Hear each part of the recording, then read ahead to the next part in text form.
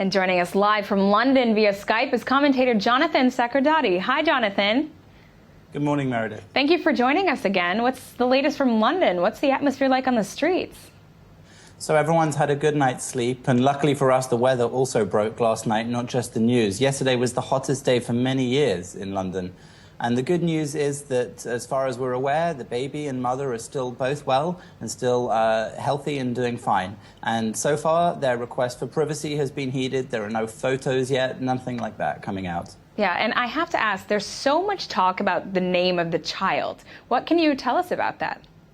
So the name, of course, is the next hot topic that everyone can speculate about endlessly until there's actually a revelation of what the chosen name will be.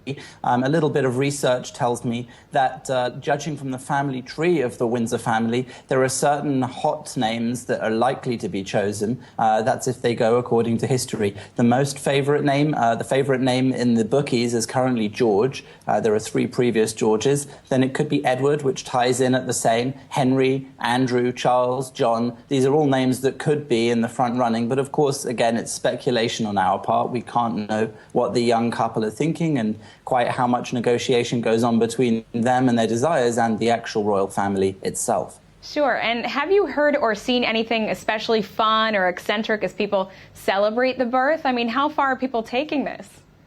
Well, we're a fairly traditional lot here in Britain. I mean, there have been images of town criers with their old-fashioned bell ringing, telling the world about the news. There are people in Union Jack outfits that were outside the hospital in the anticipation of the birth, and of course they were there celebrating. And then there have been people coming to Buckingham Palace to see that sign that the whole world heard about that was put on an easel for everybody to see the arrival details. So there have been a few crowds gathering there. But again, as I said, last night's thunderstorms, which again were quite uncharacteristic for the UK after the uncharacteristically hot weather in which it can't have been much fun to go through childbirth, they have put a little bit of a dampener on some of the celebrations and maybe on the size of some of the crowds. But it takes a lot to stop the British public from gathering in places to celebrate the royal family, and sure enough, they have been doing that. And I know the gender was quite disputed. Everyone was kind of hoping it might be a girl.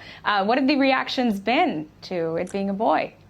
Well, it was always 50-50, let's say, as with every baby born, and it was always made clear that there was no indication whether it was a girl or a boy. There had been some speculation over the 9 months with little clues here and there picked up, but it seems that maybe the press and the public have learned a lesson on that one, and that really when they're told nobody knows, maybe nobody knows. That's true. Well, thank you so much for joining us and for keeping us updated yesterday and today on the story. That was Jonathan Sacerdoti joining us from London.